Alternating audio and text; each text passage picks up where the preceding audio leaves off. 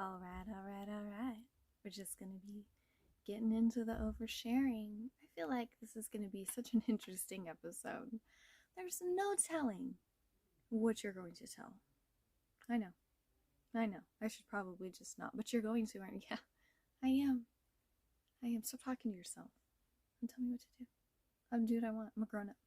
Hey DollFAM, and welcome back to an all-new episode of Monday Coffee with the Doll. I am your hostess with the absolute mostest in oversharing. The doll herself. That's me. Yeah. This is a show where we like to dish it all and then regret it later. No regrets. Okay? No regrets. Welcome back to another episode. This week's episode is going to be titled Monday Coffee, and this is what's wrong with me, what's wrong with you.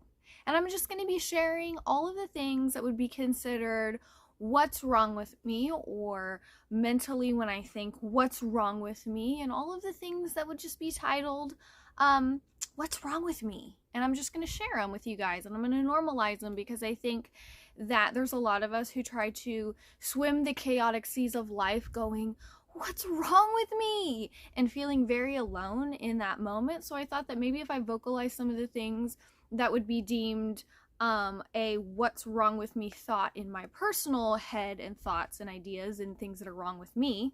And I'm using quotes because I use the term what's wrong with very loosely. I think that it's just a generalistic term of the types of things that we're going to be talking about. And I don't really think that there's really anything wrong about them. So I'm just going to kind of like get into that. And then I'm going to answer another DollFAM choice topic. I asked you guys over on my page, what did you guys want me to talk about, and leave me some questions, and I would pick one to answer for today's show, because I think that's a great thing that I've added. It lets you guys hear things that you specifically want to hear me talk about, but also remember there's lots of information below for you to contact the show and write in and have a show specifically dedicated to you and whatever issue, problem, or question that you have. And then in the final segment of today's show, in What's with These GD Headlines, I'm going to be talking about a very holy cow situation in regards to some cows that were found here in Texas, and the unfortunate state that they were found in What's with These GD Headlines. So let's just get right into the show. Thank you for being here. Make sure that you do all the fancy things that you do, where you give me the likes, the subscribes, the thumbs up, the hearts, the comments, you know the spiel. But let's get into the show, shall we? So for today's Monday Coffee with the Doll main topic, what's wrong with me? What's wrong with you? I'm just going to kind of talk about some things that would be deemed what's wrong with me, ideas or topics or thoughts. I think that all of us very much are navigating our lives these days, fighting the constant nagging of the inner monologue, unless you don't have one of those, because some people don't have those. If you don't have those, can you message me? Because I've always had questions for people who don't have any inner monologue. Do you want to talk? Because I'd love to know what's going on in all that silence in your head, because I'm the total opposite. So that's kind of the thing, right? Is that we all have these moments where we think to ourselves, what's wrong with me? Why am I like this? Is anybody else? No, surely nobody else is like this. And I really think that we're probably all way more connected in those thoughts than we think we are in those moments, because in those moments, those can be some of your most vulnerable, darkest moments when you're thinking that about something about yourself. I know for me, when I think what's wrong with me, it's always in the moments that I have no clue what's wrong with me, right? And I think that those can be really isolating feelings. So I thought that if I kind of just talked about some of the things that I feel are my what's wrong with me moments, they might make some of you who are out there watching feel less alone, because maybe you have some of the same what's wrong with me moments. And if we have the same what's wrong with me moments, then at least we know that we don't know what's going on with us together, right? Am I right? I love bringing everybody together with simple not simple at all issues, mentally, physically, however. So I guess I'll start out by saying hi. My name is Emily Doll, and there's a lot of things that I would say is wrong with me. I don't really think that it's necessarily wrong, but I do think that that's some common verbiage we could title these thoughts and ideas. So let's see, what's wrong with me? I have anxiety of multiple spectrums. I have both social anxiety and just anxiety of all encompassing. My anxiety can be to the point where I cannot function, I cannot interact with others, I cannot barely interact with myself. I struggle with social anxiety, where the idea and thought of being out amongst people makes it really hard for me to even get dressed to leave my safe space of my home. I struggle with a lot of spectrumed anxieties, from separation anxiety to anxieties that I don't even understand but feel like my chest is going to cave in from a panic attack anxieties. I struggle with depression. Depression is a really fun one. And over my years, I can feel my depression changing. It shades. I feel like I could be on the spectrums of different mental disorders based off of my genetic history and my genes from my family, although I don't know. I don't really have a lot of connection to learning about what I could be getting through my own genetic history and what's being passed down to me versus what are things that are just a part of me solely. When it comes to my depression, I have horrific like manic episodes, and I go through very idealistic, like focused mood swings and ideologies that I make up in my own head when I'm going through these episodes that are completely fabricated within my own mind based off of traumatic things that happened in my past. So when I'm like in these manic episodes of depression and panic attacks and anxiety, I tend to elevate my situation that I'm going through based off of things that I'm making up in my own head that are past traumas that I still haven't sorted through. Let's see, what else? I have, when I'm going through these like manic episodes, I tend to fall back on coping things that aren't necessarily very positive for me. Like I get very hyper focused on situations that if I don't handle them and I don't repetitively do these specific things in these specific orders, that I'm never going to be able to calm down or come out of this situation that I am in mentally in that moment. What else is wrong with me?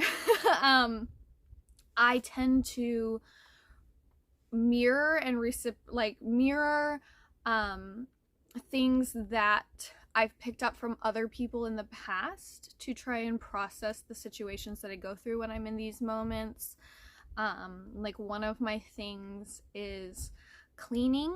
I have to do very specific cleaning routines and rituals every single day, and if I don't, it makes me feel very uncomfortable within my own space. And since I'm such a homebody and my home is my safe space, I feel like if I don't do these specific things, then I'm not comfortable in the one space that I feel the most comfortable, and it will upset me and make me physically uncomfortable until I walk out those very specific procedures that I do every day. There's things that trigger me that I consciously know where they came from, and I know that they're not positive for me, but I can't seem to stop them. And if I don't allow them or I don't placate them, I feel uncomfortable within my own body. Let's see what else, since we're just laying it all out there. I'm currently trying to learn to navigate my ADD, and I have something that would be considered ADD paralysis apparently, which like coincides with my anxiety, and they like to play together, where I can feel so overwhelmed in things because I multitask so much. I have a really hard time focusing on one specific task at a time. So then I'll have lots of tasks, but I can't seem to really focus on one specific task. And then I'll try to multitask to try to humor all of these things that I have, but then I just get overwhelmed, and then I can't seem to function and do anything about any of them, and then I'll just want to hide in a hole. I'm very much, I get very overwhelmed very easily by certain things. Like I get overwhelmed by too much activity, I get overwhelmed by too much noise, I get overwhelmed when people are talking to me at the same time, and then on top of that, I struggle because I'm a people pleaser. So I try to make sure that instead of focusing like on my own issues and the things that I need to get control of, I'm also trying to make sure that like everybody around me is okay and everybody else around me is being taken care of or comfortable. So then I'll stretch myself even thinner to try and accommodate everybody when I'm not even accommodating myself. So ultimately it's just like this, I'm just this big chaotic ball of nerves, and I'm just this mess. What else? I have horrific disassociation disorder. I disassociate from a lot of things, which at times can make it really hard for me to feel present and make it hard for me to feel connected sometimes to even my own self and my own thoughts and ideas. I struggle really bad with disassociation, actually, especially in regards to if I try to have any thoughts of my past. Anything past 7 years ago, there's a little gnat in here, so if I start swinging, it's not that. That's not crazy. That's not part of my crazy. There's actually a gnat in here. But disassociation is a really hard one for me, and that's kind of something that can really overwhelm me, especially if I'm trying to reflect on anything from my past, or I'm trying to tell a story about something, or it can be really difficult for me to feel connected to my own memories and my own past from that, because I very heavily have disassociated from anything like prior to like 8 years ago or so. Kind of honestly, to be really honest, even 6 years ago, prior to moving to Texas, was really a big thing. And I'm mostly connected to those last few years before me and my kids moved to Texas. Did you see me try to nonchalantly pat that bug?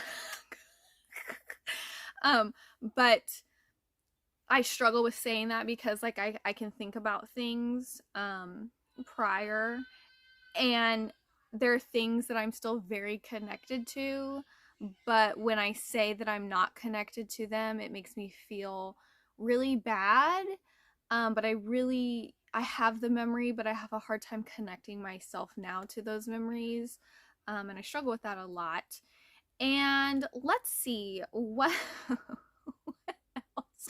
I have imposter syndrome really bad, and my imposter syndrome really hurts me the most in my work, because I discredit myself so much, and I lived for such a big portion of my life not feeling capable and being told that I wasn't capable and being told that I constantly needed others, and there was just no real validation in anything that I did, that now I don't feel validation in anything, almost, I guess it is. Like, I'll work really hard and I'll do everything above and beyond, but I struggle with acknowledging that I was good at it, or I did a good job at it, or I deserve any type of recognition for it.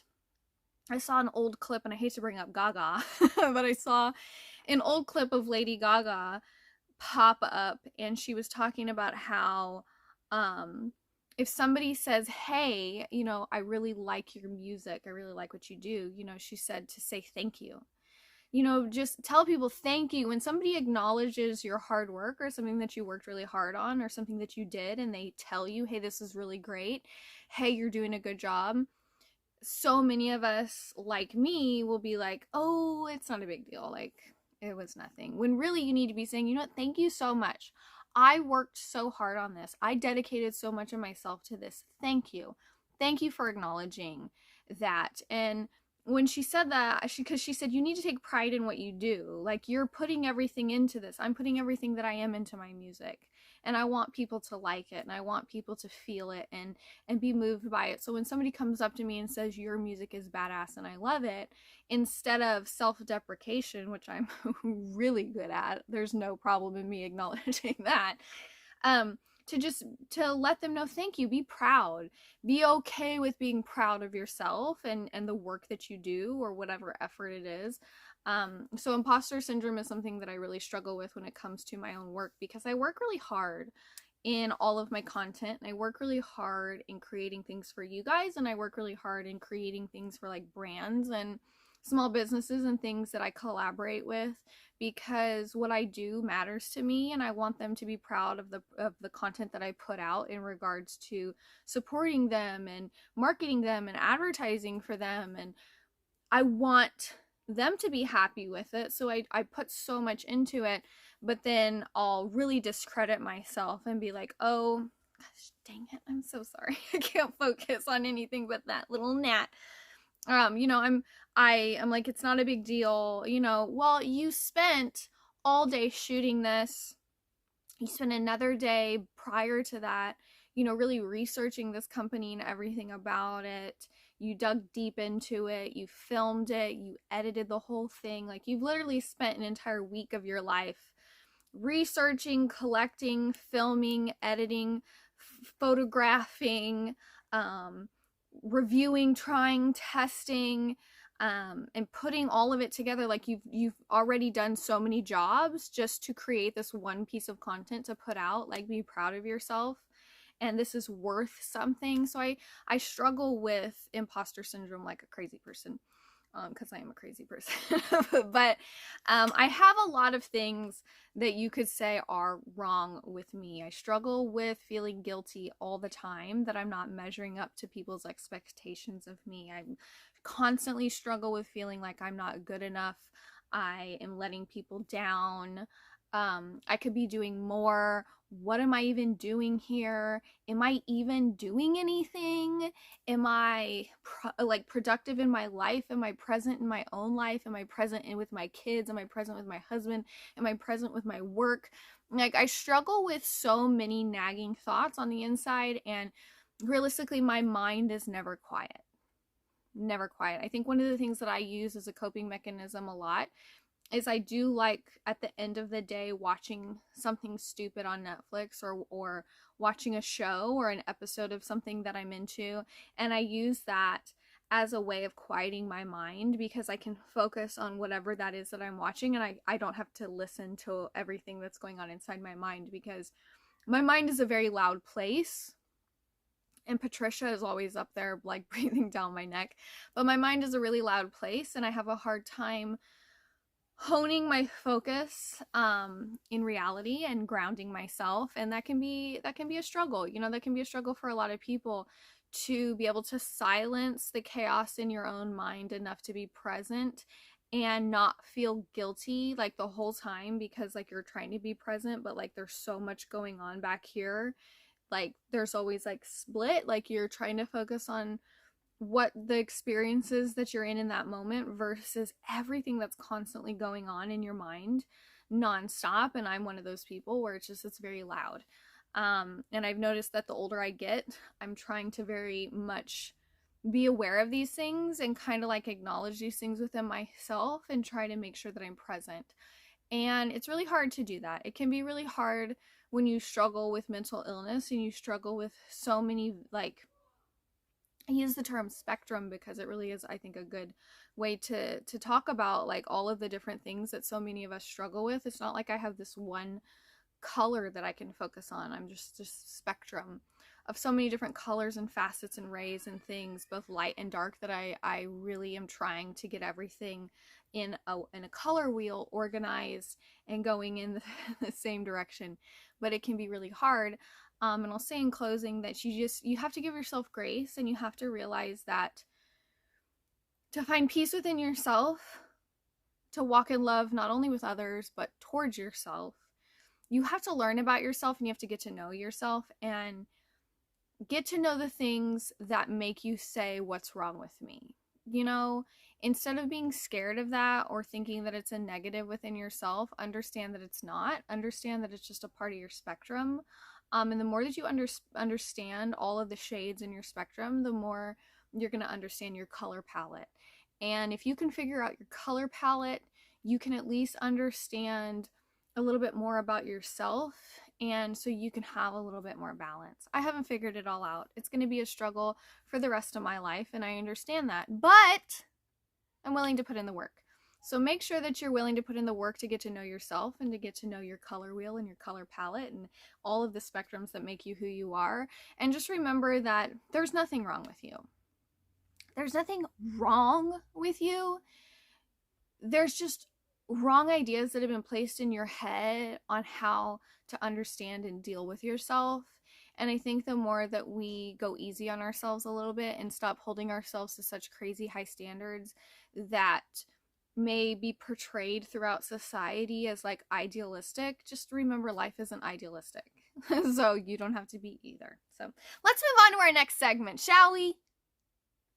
Alright, so we're going to be moving on to the next segment in our show, and that is the DollFAM topic choice question, where I put up this post on my Facebook page, and you guys leave some questions below, and then I try to answer all of them throughout several episodes before I make another post, because when I make this post, a lot of people leave a lot of comments, and I try to answer them until the post kind of goes dead and there's not any new comments really being posted as it kind of falls down my page.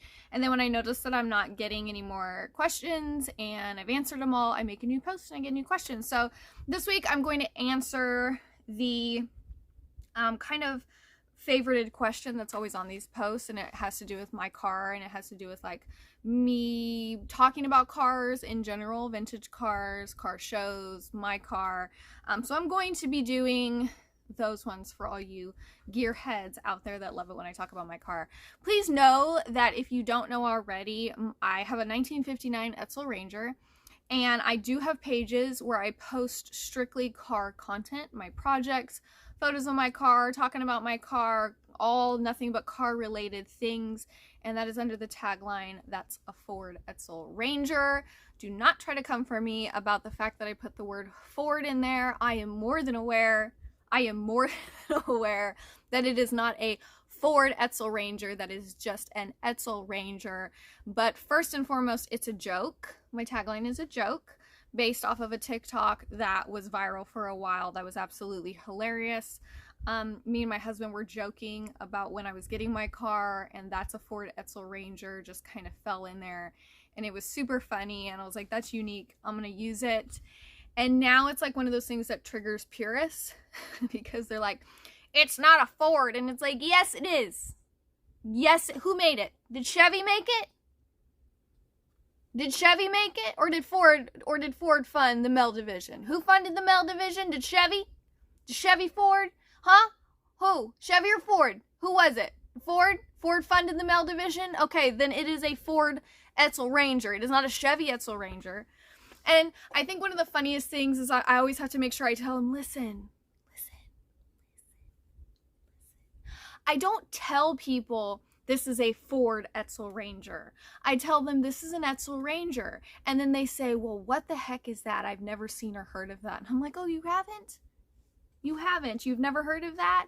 Well, unfortunately, the purists say that I can't tell you who makes it. Just leave it at that? No, I'm gonna say, well, it's a product of Ford. Ford is its birth right. Ford put together the Mel division, and the Mel division was a team that focused solely on very specific car models that Ford was focusing on. And they had their own division. They came out on their own without the Ford branding all over them, but they're a Ford product. Ford manufactured them. They're the ones that funded and put together the division that put them on the streets for us to all enjoy. So I think that it would be really a disservice to Edsel history if I didn't say, well, Ford is the person, the whole mama company that gave us the sweetness that is an Edsel. Chevy didn't fucking do it, did they? Did they? No, they didn't. So when I went to a car show once, it's a quick story. I went to a car show, and there was a gentleman there who showed up that wanted me to take pictures with his car. And this was just a local show that me and my family went to, but me being me, everybody was like, oh, you look really cool. You're all dressed up really cool. Can I take a picture of you with my car? Because if you're at a car show, guys like to take pictures of pinup girls with their cars. It's peanut butter and jelly, right? And I was like, yeah, for sure. And he had a Volkswagen that he unfortunately completely wrapped in JJ Watt sticker.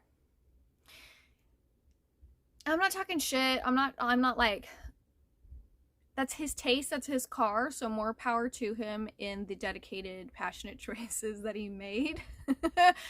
But let's just say I wasn't surprised when he said, well, what's your favorite car? And I said an Edsel, and he didn't know what that was.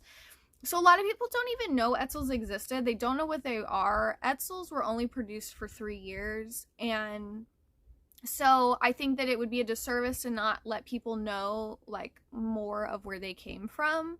And Ford is a big part of that. So if you don't like Ford being interjected, are you embarrassed about where you came from? Huh? Because I'm not. I will proudly say that Ford is the manufacturer that gave us the gift of Edsel. So proudly. But let's get in to these questions, shall we? Alrighty, so Ron asked, why a Ford Edsel? What was the attachment there, if any? When they came out, they were considered a flop and not attractive to some. In your opinion, what are some of the things that you like about them and some that you don't? Me, I kind of like cars that aren't everywhere or not so mainstream.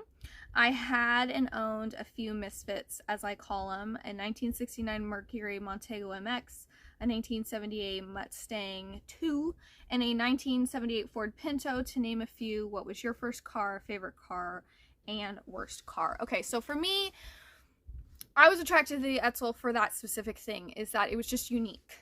You know, I had been around, you know, when you go to car shows, there's so many cars, and a lot of the cars will be the same, right? You'll see a lot of Mercurys, you'll see a lot of Bel Airs, you'll see a lot of Chevelles, you'll see a lot of Novas, you'll see a lot of T-Birds, you'll see a lot of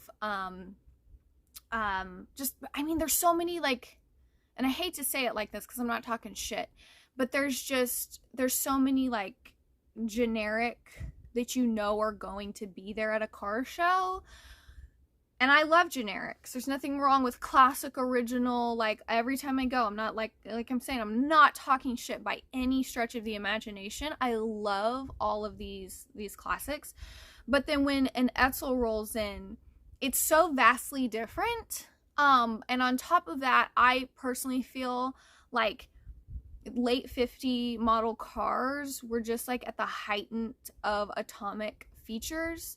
So like 58s and 59s for me, when it comes to like styling, I'm such a huge atomic buff, and things like the dashboards and the tail lights and just like the features that were put in aesthetically are just my style. They cater to the things that I love so much.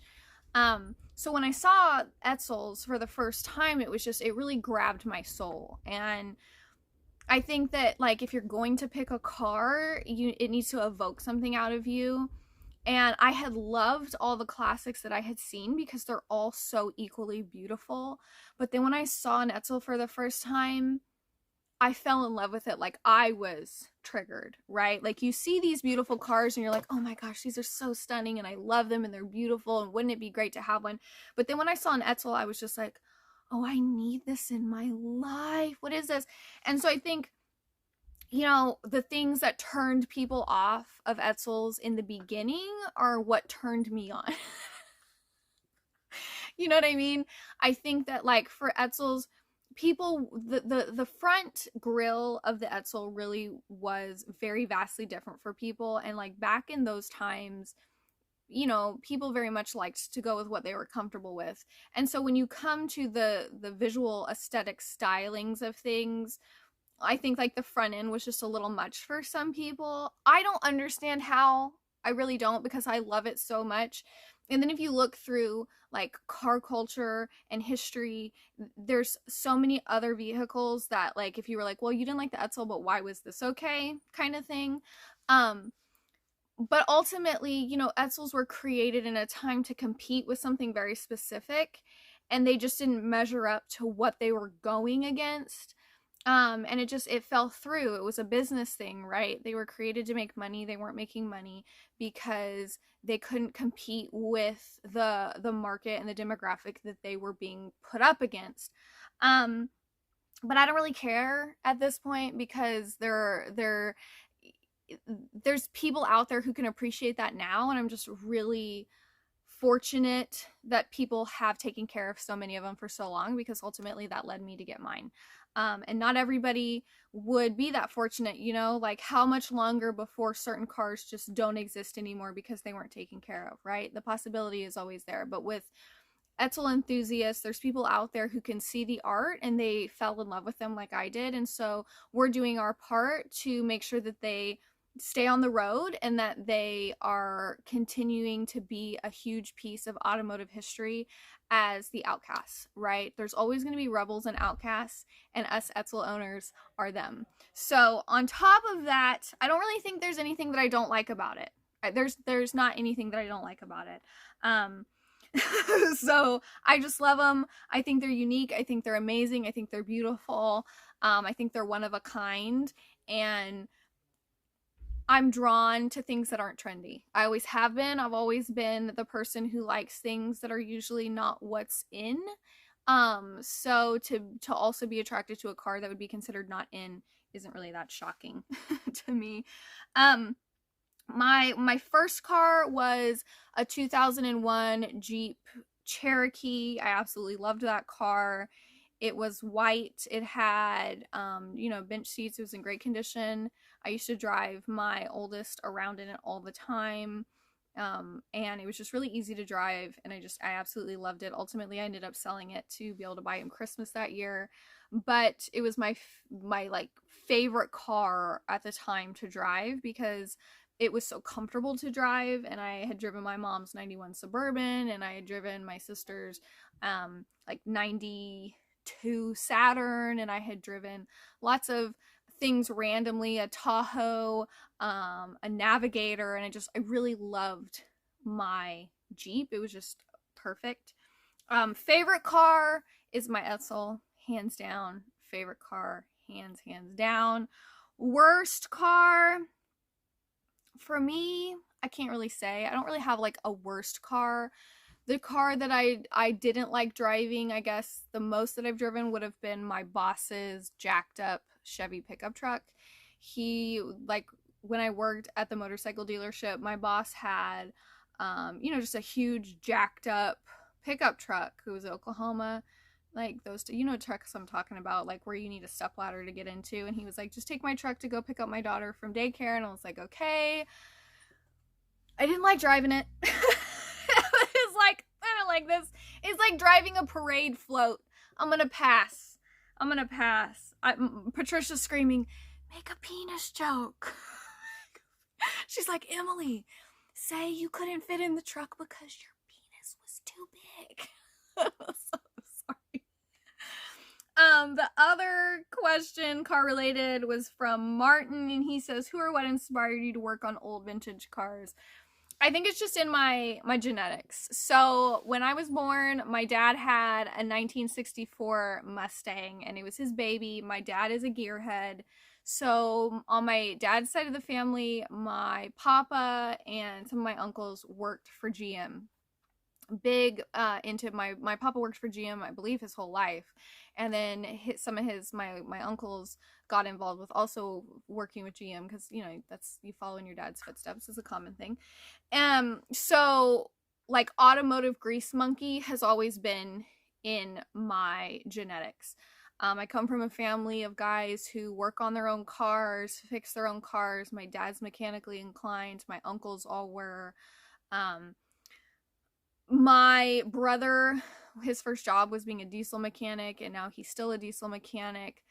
So like working on cars has just always been around, but I can also say that like vintage cars and that type of lifestyle was never really around. So like the automotive, like working on cars, was always just working on whoever's car needed to be fixed, and they were usually newer cars. My love for vintage cars is just solely within myself. I have an uncle who was really into like luxury imports and like fancy vintage cars, like old school, like just like your really high-end luxury vintage cars, not necessarily the same demographic custom culture scene that I'm into, but it's always been around. And I remember my Uncle Bob, he had a Ranchero, this beautiful like hunter green flaked Ranchero that he would pull up since I was born. It was an 80s model, early 80s model. And, you know, so like I remember being drawn to these types of things. And the more that I grew up, and then when I discovered the vintage scene in general, like the custom culture scene in general, and that there was this whole lifestyle around it and rockabilly, it was just, it made so much sense to me, because they were things that as soon as I saw them felt like home. And so being around hot rods and cars is just something that my soul has always been perked by, but I wouldn't necessarily say that I've gotten to be involved in it until I was making my own choices into what I wanted to be involved in. And then when I found rockabilly and this whole scene that had all of these things encompassing, it was my home, right? So then, you know, you become a pinup model and you're working with all kinds of cars all the time. And my love for that just kept growing. And car shows and being around hot rods has always been my favorite part of my job. You know, I can shoot on set on a white backdrop all dolled up, but it's not the same as shooting with a classic car or a hot rod for me. And that's always been my favorite part of what I do.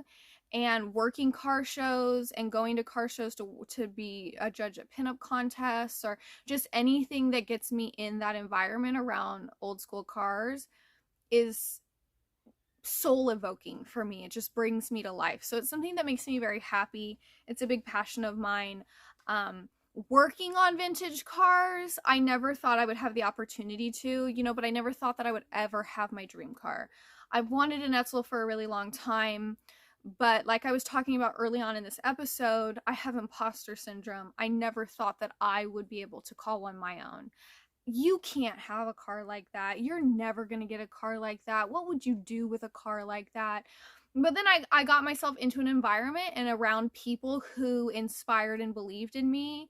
And now I have my dream car, and I'm also blessed with the opportunity to be able to work on it myself. I don't know what I'm doing. That would be absolutely impostering of me to say I know what I'm doing. I don't. I'm completely new at this.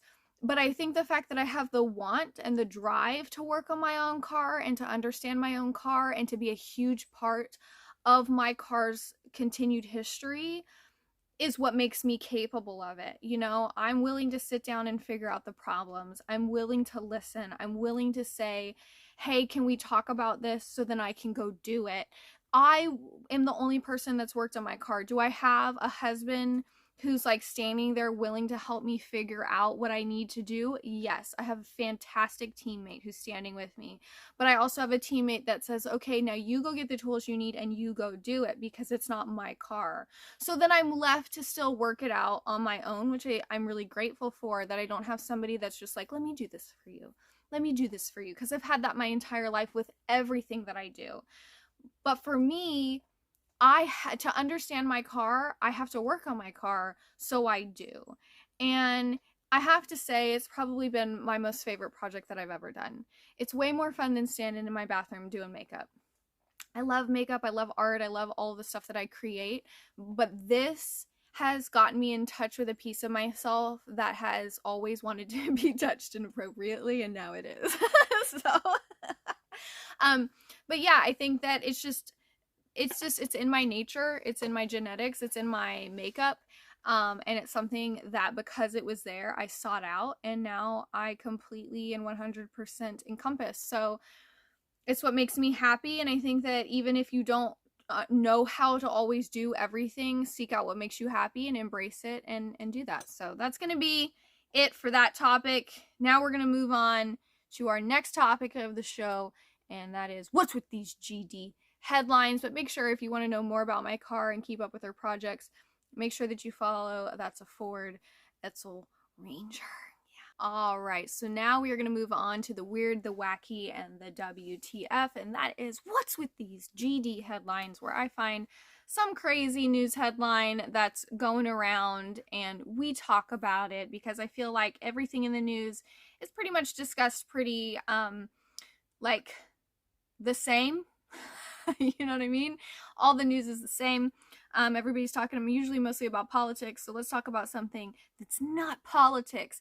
And the news story that I'm going to be bringing you guys this week actually happened here in Texas. It was close to home, and as soon as I heard about it, I was like, oh, I'm going to tell everybody I know about this, because this is some crazy shizzy. So this past week, 6 cows were found dead and mutilated along a state highway in East Central Texas, with their tongues completely removed, and have prompted an investigation by a county sheriff's office. Yeah. My first thought, as soon as I heard that, I was like, Chupacabra, is that you? Because I'm pretty sure that's where, like, the Chupacabra is like the mysterious legend that comes and drains animals of their blood, and people just find their farm animals dead with no real signs of any type of, like, attack, really, other than they're dead and their bodies have been completely drained of blood. So as soon as I heard that, I was like, this is either a chupacabra or the aliens have touched down once again here in Texas, my friends. But there also could be a very logical explanation to this, not that we care, because what fun is that? So I'm going to be opening up, at this point in the world, I feel like all news channels are pretty much the same. You can't trust any of them, really, but we are going to go on ahead and click here with the New York Post and read what they have to say about what is going on. Now, it says 6 cattle were mysteriously found dead with their tongues completely removed and no sign of blood spilled, mystifying Texas authorities this week. I think that's the thing that's the craziest to me, is that regardless of what caused this damn gnat, regardless of what caused this, how did it do it without any blood spilled, right? Like, if a tongue is removed, that's a big muscle for sure, but there should be some sign of blood somewhere. But this says that there was no sign of blood spilled whatsoever. Ranchers in Madison County found a 6-year-old longhorn cross cow lying on her side, deceased and mutilated, along a state highway in East Central Texas. The animal's tongue had been completely removed from the body with no blood spill after a straight, clean cut with apparent precision. Now, I want you all to remember that, because the excuse or the possible reasoning behind what's happened does not match that. So to say that what I'm going to show you could be a logical explanation for this can't be with that statement right there. With apparent precision, had been made to remove the hide around the cow's mouth on one side, according to the sheriff's office. The cow did not seem to struggle during the incident as the grass around the animal was undisturbed. No footprints or tire tracks were found in that area. Ranchers also said there were no predators or birds trying to scavenge the remains of the cow, which decayed untouched for several weeks. Why was nothing there to, like, where were the bottom feeders? Where were the buzzards? Where were, the birds? Where were things to come and take care of what nature would for several weeks untouched? While investigating the Longhorn Cross perplexing death, authorities discovered there had been 5 other similar occurrences along the same state highway located in Brazos County and Robertson County. 4 adult cows and 1 yearling were reported dead by similar occurrences, lying on one side with the exposed side of their faces cut along the jawline. All 5 also had their tongues completely removed. On 2 of the 5 cows, authorities discovered that a circular cut, this is where it gets crazy, y'all. A circular cut was made, removing the anus and the external genitalia. The cut had been made with the same precision as the cuts along the cow's jaws. Cletus want to tell you about getting with those cows. It's not humane. I'm sorry. That's Patricia. I'm sorry. That's shocking. I mean, it is. It's shocking. In the later discoveries, there were also no signs of disturbances in the grass, no blood spilled, and no noticeable tracks in the area. No predators or birds were seen scavenging the remains for several weeks after the death. The cause of death of all 6 cows remains unknown. Officials in Madison County are working with other agencies to try and solve the puzzle. Similar incidences have been reported across the country, including in Colorado, where dozens of cattle were slaughtered this fall by an elusive predator that left behind no tracks. In October, 18 dead cows were found just outside the town of Meeker. Some looked as though they were killed by wolves, but officials with Colorado Parks and Wildlife found no wolf tracks or evidence of the predator in that area. By November, at least 40 calves were reported dead. Okay. So keep that in mind. Now, somebody was talking about this and somebody said, well, did you know this? And they shared a article that supposedly kind of gave an explanation as to what happened. But here's the thing. I don't think that that's what happened. So there has been this I was going to include this because I think that it's important.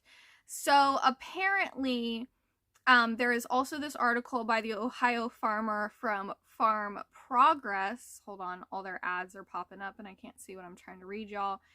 And it says, black vultures become threat to livestock. Now it says, Ohio farmer Fred Scott has witnessed black vultures watching over his cows as they go into labor. Despite his vigilance, he's lost 2 calves to the predatory scavengers in the past 10 years. As soon as the calf is born, before it can get off the ground, they usually go after their eyes and they will pick out their eyeballs. Then typically they'll go after the tongue and rectal areas because they're soft tissues, okay? So the reason I'm seeing this was because a friend of mine posted a picture that came from a gentleman in Temple, Oklahoma, who posted a picture of the exact same thing happening there with a cow, that said that they just found their cow dead in the back pasture. She had her eye removed, tongue removed, and anus removed. And there's very graphic pictures, which I will not be sharing with you. But it said that there was no tracks, the ground was not disturbed, and no other animals would come near it, and that there was no blood. So at that point, somebody had posted this link about black vultures, and I'm sorry, but I just don't buy that. Why don't I buy that? Well, because it very specifically states, like I said, remember this, it very specifically states that these vultures were going specifically for calves, so they're right after they were born. Okay, not full-blown cows. They're talking about calves specifically.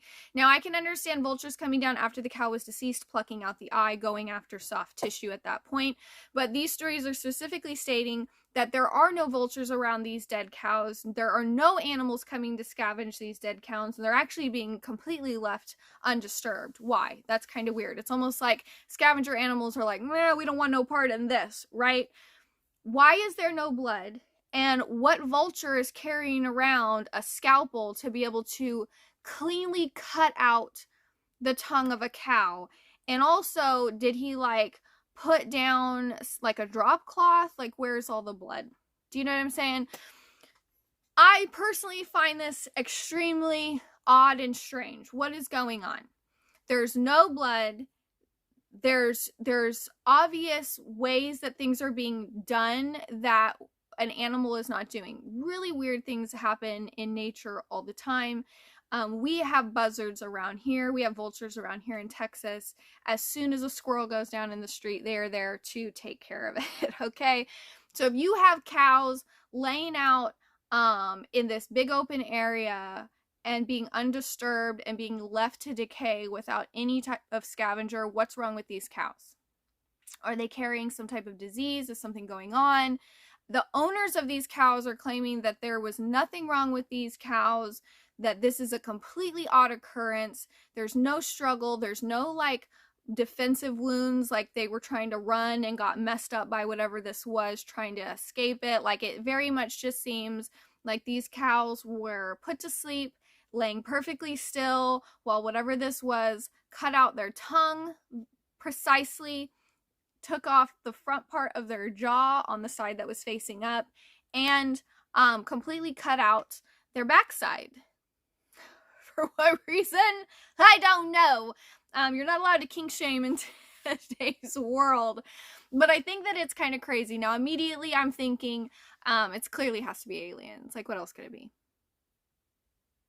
What else could it be? If you think it's something else, please let me know in the comments below. But at this point in the game, I'm thinking, what is going on? Right? Now, this kind of stuff keeps popping up all the time. The last time I think I saw something like this was in Trimmers, where like, is it a graboid? Are there graboids that are taking out these cows? No, we know it's not a graboid because there would be no cow left. No cow left. Is it an ass blaster? Did y'all remember that part of Trimmers? Like, I think it was like in the third Trimmers, the ass blasters. I don't know, but I think it's absolutely crazy. It is happening here in Texas. It is happening in Oklahoma. And it's pretty absurd. It's pretty crazy. It's pretty wild. So that's going to be it for this episode of What's With These GD Headlines. If you guys have an idea of what this could be, please inform me in the comments below, because I would love to know what's cutting the anuses out of cows. Okay? Would love it. All right, so before we close out the show, I want to give a shout out to my amazing show sponsors. Without them believing in Monday Coffee with the Doll, it would be really difficult to believe that I should still keep going, because that imposter syndrome, I'm telling you. So I just want to give them a shout out. Thank you so much for supporting and sponsoring Monday Coffee with the Doll. If you guys want to check out all of the amazing things that these small businesses who believe in Monday Coffee with the Doll have to offer, make sure that you check below. There are lots of links where you can check out what it is they do, what it is that they have to offer, and one of the most important things that you guys need to remember is that they support your girl.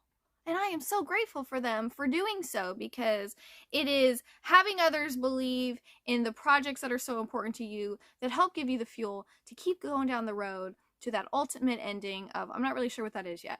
I'll let you know when I figured it out. But also, if you are a small business or you are somebody who needs some support and you need some uplifting, Monday Coffee is the place for you. Just check out right here the shirt that I'm wearing. Hold on. Y'all see this shirt? Y'all see this shirt? Solving problems for profit. If you want to know what this is all about, there's also a link below for that. You'll have to check it out. It could serve you more than you realize, depending on where you are at in your life. Because what this small business does is it helps secure other people's futures and well-beings. So make sure that you check below what it is that this small business does. And if you are a small business looking for shameless promotion on someone's body, well, my body's here to do that. if you're a small business and you have a t-shirt that supports what it is you do, send it to your girl. My P.O. box is always open. Send it my way and I will shout you out and wear your merchandise, just like I'm wearing this merchandise, in one of my Monday Coffee with the Doll episodes. But I do a lot of things to help support, uplift, and mentor other people. So be sure to check all of the links and descriptions below on how you can get involved in Monday Coffee. You can get supported by Monday Coffee, or you could just get supported by your girl if that's what you need. There's all kinds of information below, so make sure you check it out. Okay, all right. Did you guys see my tattoos? My 3-year-old said, Mom, do you want some tattoos? And I was like, yeah. So she gave me a whole half sleeve. Check that out if you guys are looking for a new tattoo artist. I know one. So that's going to be it for this week's episode of Monday Coffee with the Doll. Thank you so much for hanging out with me as I overshare like I always do. But you know what I say, because sharing is caring and knowledge is power. And if I can share any knowledge that I collect along my journey with you, then we can all be more powerful together and on our own. That's right. As we learn to what? Make peace within ourselves so we can walk in love with others better. That's right. But most importantly, remember that these are the days that fill your week. Make them as amazing as you are. I will see you next time. Bye. Mirror. All the pretty girls walk like this, this, this, this, this. Pretty girls walk like this, this, this, this. All the pretty girls walk like big boss. Words are just words until action actually starts. And actions speak louder than words, but at the same time, words speak louder than actions because sometimes it's the right thing to do. Very cool. Good to see